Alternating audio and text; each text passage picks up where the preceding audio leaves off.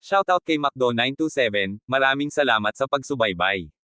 Nagbago ang temperatura ng 80 degrees Celsius at mahigit 70% ng populasyon ng mundo ay namatay. Nawalan sila ng tubig at kuryente, walang makain at walang paraan upang magpainit. Lahat ay nagutom at namatay. Ang bida natin, si Jiang Yi, ay nag-iisa lamang na naghanda para sa katapusan ng mundo. Siya ay mayroong komportableng buhay at para sa mga kayang magbayad ng kanyang presyo, nagbibigay siya ng kaunting pagkain. Oo, mahal ang presyo niya. Ngunit hindi nagsimula ng maayos ang lahat. Noong taong 2050, isang pagsabog ng bituin ang nagdulot ng pagpasok ng mundo sa isang ice age. Nagtatrabaho si Jiang Yi sa isang warehouse ng Walmart, kaya't nagkaroon siya ng maraming naipong pagkain bago dumating ang kalamidad. Ang babaeng kanyang gusto, kasama ang isang grupo ng mga kapitbahay, ay pinasok ang kanyang bahay at ninakaw ang lahat ng kanyang pagkain. Inamin ng babae na niloko niya si Jiang Yi upang mabuksan ang pinto. Bago mamatay, nangako si Jiang Yi na kung magkikita sila muli sa impyerno, maghihiganti siya.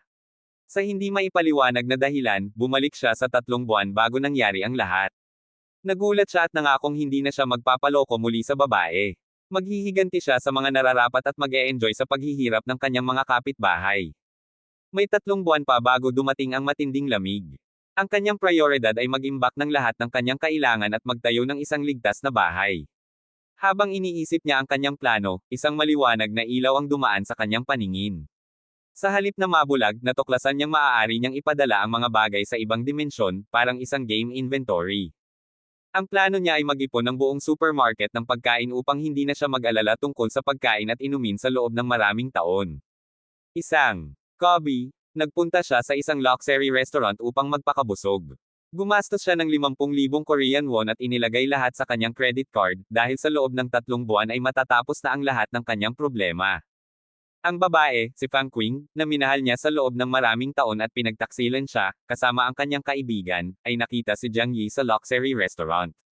Sinabi ng kaibigan ni Fang Qing na maswerte siya dahil ginagawa ng loser na ito ang lahat para sa kanya at maaaring mayaman na siya ngayon.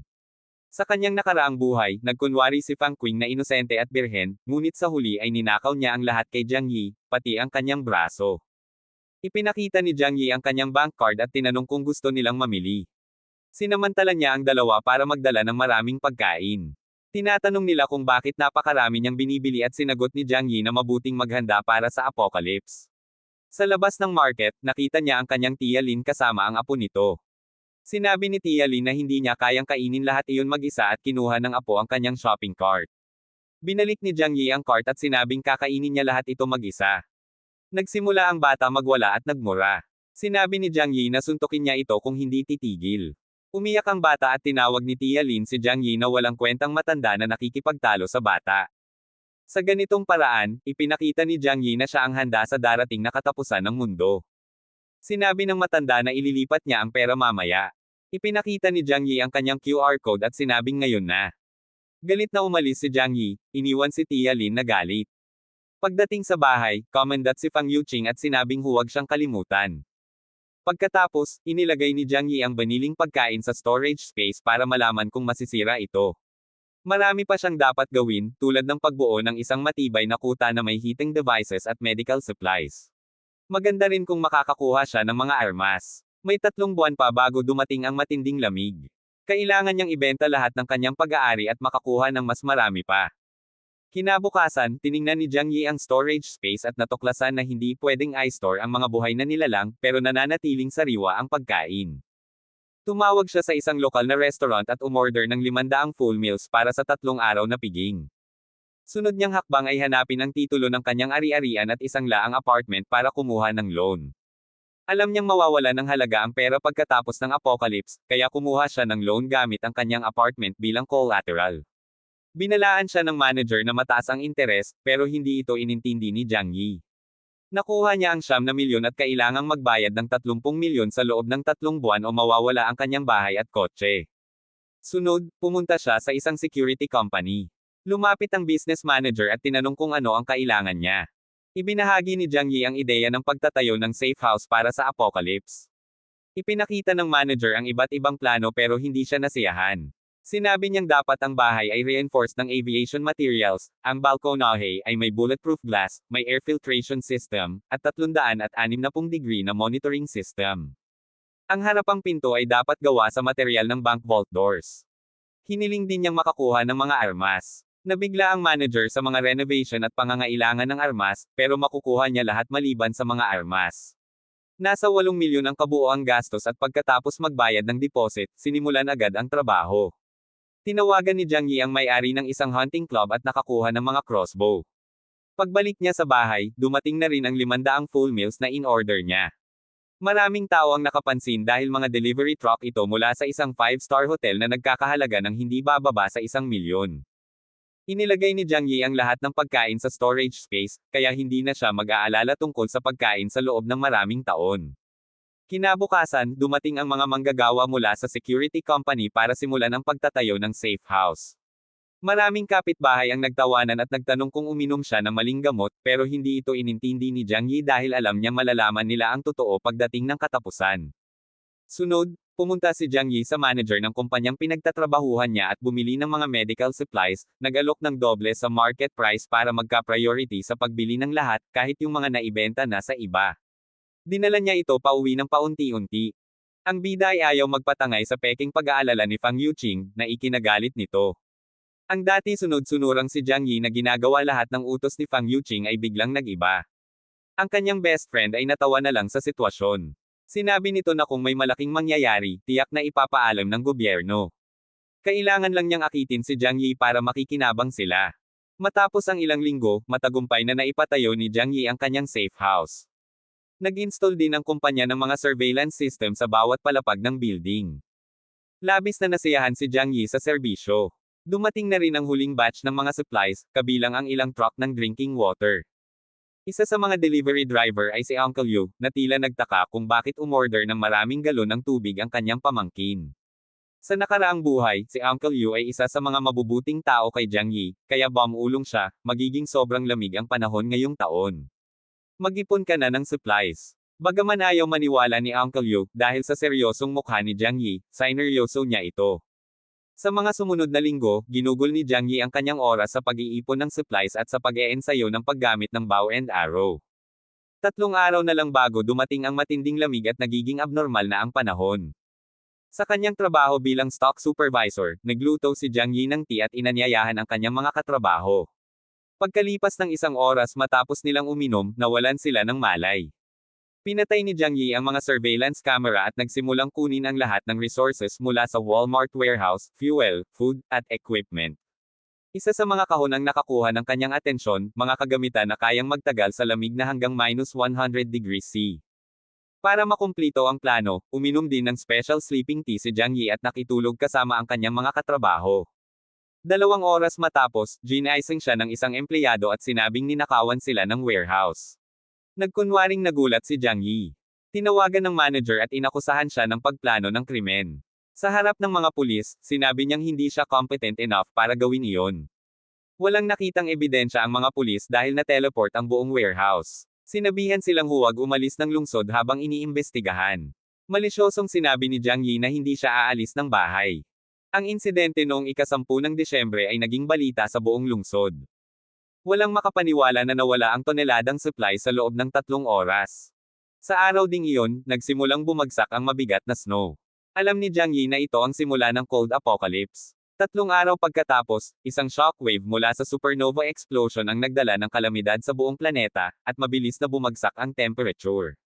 Habang tinitingnan ang mabigat na snow sa bintana, sinabi ni Jiang Yi, sa pagkakataong ito, magiging iba ang kwento. Ang mga tao sa apartment owners group ay kinakabahan dahil ngayon lang sila nakakita ng ganito kakapal na snow sa lungsod. Habang nagmamasid sa building group, alam ni Jiang Yi na para sa marami, ito na ang una at huling beses nilang makakakita ng snow. Sa kanyang nakaraang buhay, tumagal ng 3 buwan ang matinding snowstorm at patuloy na bumaba ang temperatura, na naging sanhi ng pagkamatay ng maraming tao dahil sa kakulangan ng pagkain. Sa ikalawang araw ng nagyayelong panahon, umabot na sa 1 metro ang taas ng snow sa entrance ng residential area. Kahit pa itodo ng mga tao ang kanilang heater, nanginginig pa rin sila sa lamig sa loob ng bahay. Ngunit si Jiang Yi, na naghanda ng maraming heating equipment, ay komportableng mainit. Nagising si Jiang Yi sa ingay ng telepono. Si Fang Yuqing ang tumatawag, nagtatanong kung alam ni Jiang Yi ang pagbagsak ng temperatura noong nag-iimbak siya ng supply sa nakalipas na buwan at bakit hindi man lang niya ito sinabihan. Ngayon, sobrang lamig at instant noodles lang ang kinakain niya. Tumawa si Jiang Yi at binabaan ng telepono si Fang Yuqing. Nagalit ang babae at nag-text, humihingi ng pagkain. Nagpadala si Jiang Yi ng larawan ng steak at mamahaling French wine. Agad itong nakilala ni Fang Yuqing bilang top quality Wagyu steak at napakamahal na wine. Tinanong niya si Jiang Yi kung pwede siyang sumama para kumain at uminom ng wine. Sinabi ni Jiang Yi na kung gusto niya, pwede siyang pumunta sa market at bumili ng sarili niyang pagkain. Bagaman galit, nagpakumbaba si Fang Yuqing dahil kailangan niyang makalapit kay Jiang Yi. Matapos ito, binaliwala na lang siya ni Jiang Yi at bumalik sa pagkain. Sa surveillance cameras ng building na nakadisplay sa iPad screen, nakita ni Jiang Yi si Aunt Lin, ang building manager, na nagsasabing huwag magpanik at huwag mag-agawa ng pagkain.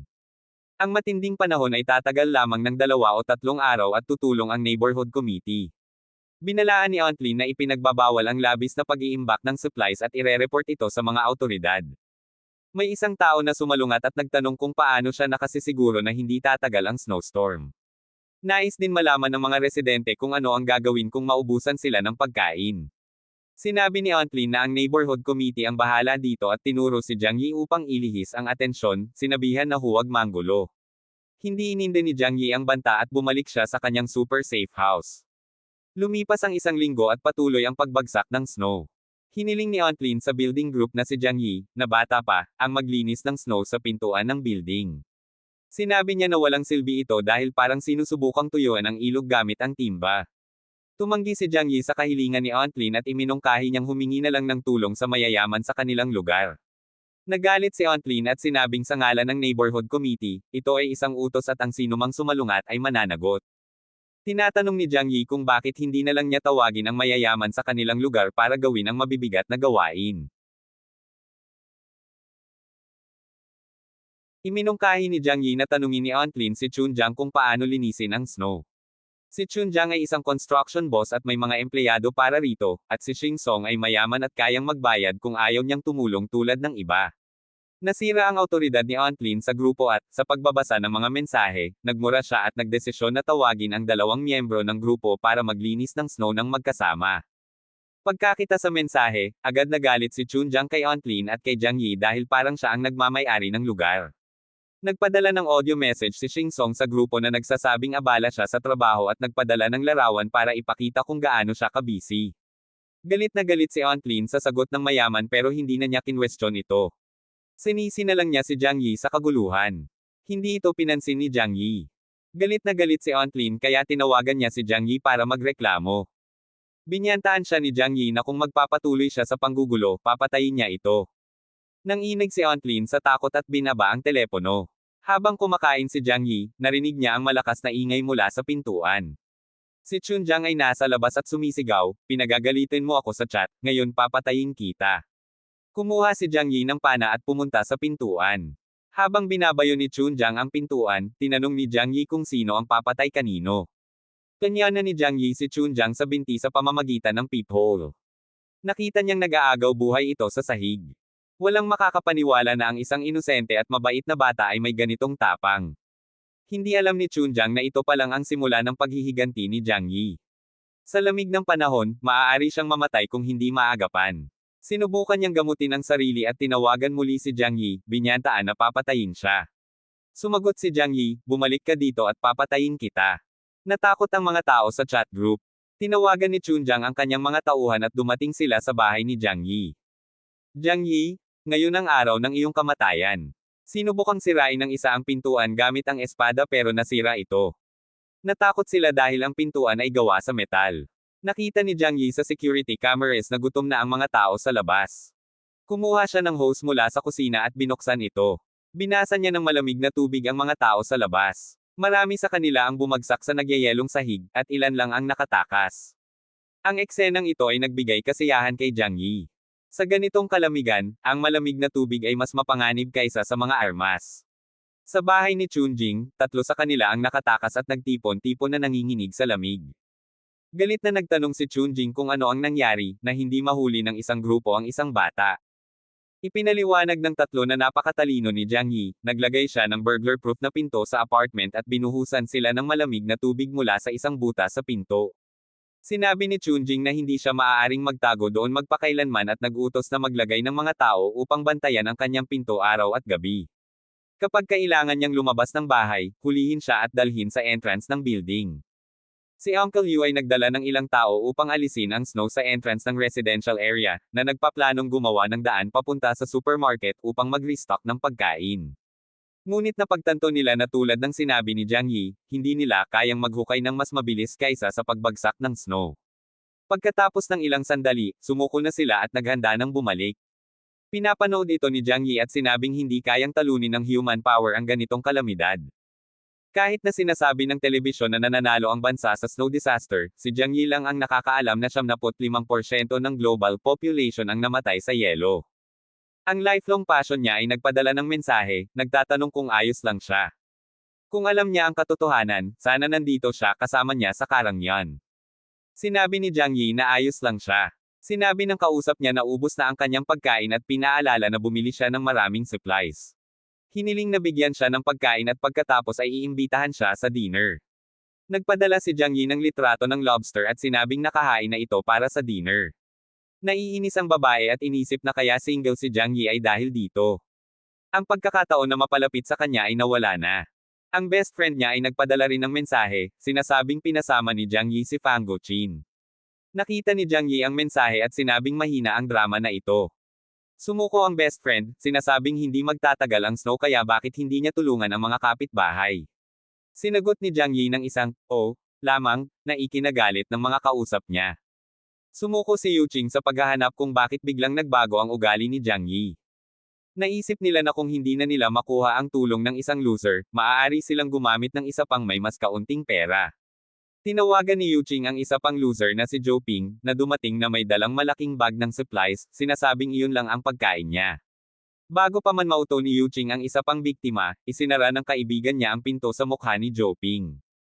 Hindi ito pinansin ni Yuqing, iniisip na lamang kung paano maghaiganti kay Jiang Yi. Sa loob ng 5 araw, patuloy ang pagbagsak ng snow. Habang kumakain ng piraso ng manok at naghihintay ng tunay na drama, naputol ang kuryente sa lahat ng gusali. Lumabas ang mga kapitbahay, nagtatanong kung may kuryente pa sila. Dahil naputol na rin ang tubig, hindi na gumagana ang mga heater. Mabilis nang lumalamig at maaaring ikamete sa loob ng bahay. Bago matapos kainin ang manok, nilinis ni Jiang Yi ang kanyang ngipin at binuksan ang generator na binili o ninakaw niya mula sa warehouse. Si Aunt Lin, miyembro ng neighborhood committee, ay nanginginig habang yakap ang apo, hindi inaasahang magtatagal ang snowstorm. Isang mensahe ang dumating sa group chat na nagsasabing may naganap na isang global snowstorm na nangyayari lamang minsan kada 100,000 taon. Maaaring nasa bingit tayo ng isang mass extinction event. Maraming mahahalagang lungsod sa bansa ang naapektuhan na, at lahat ay kailangang mag-stock ng mas maraming supplies. Nabasa ito ni Aunt Lin at labis siyang nagulat, hindi niya akalain na magiging ganito kalala ang snow disaster. Nag-isip siya ng isang plano, kailangan niyang hikayatin ang mga residente na ibigay ang kanilang pagkain bago pa nila malaman ang balita. Nag-post si Aunt Lin ng mensahe sa owners group, sinasabing huwag mag-alala dahil pansamantala lamang ang disaster na ito. Kasalukuyang inaayos ng mga manggagawa ang pagkasira ng tubig at kuryente. Naglabas ang mga awtoridad ng isang utos na dahil sa mga hindi pangkaraniwang pangyayari, ang neighborhood committee ang magpapatakbo ng lahat ng property owners.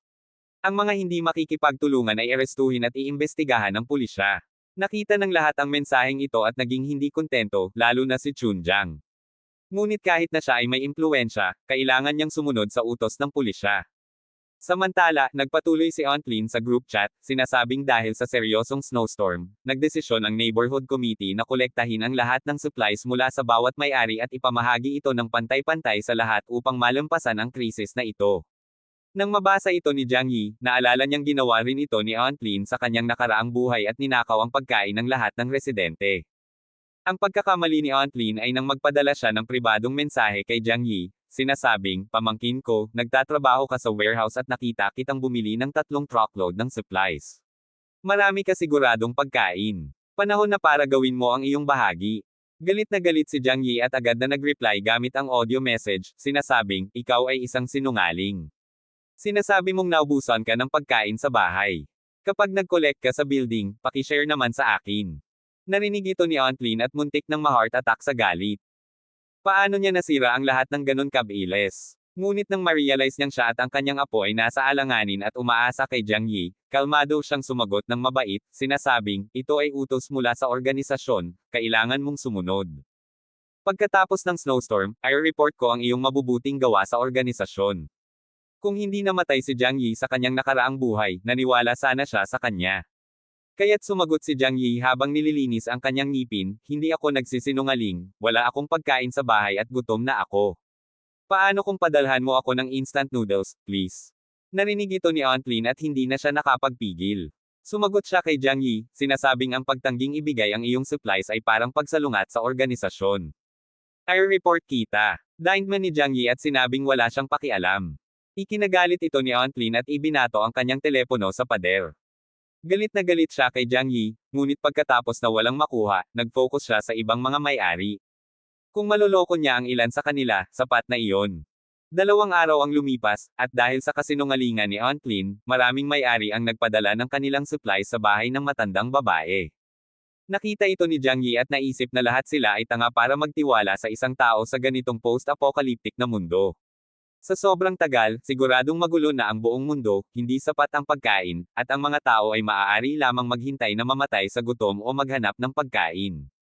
Maraming may-ari ang nagsimulang itag si Aunt Lynn sa chat, nagtatanong tungkol sa supplies na dapat ipamahagi ng pantay-pantay.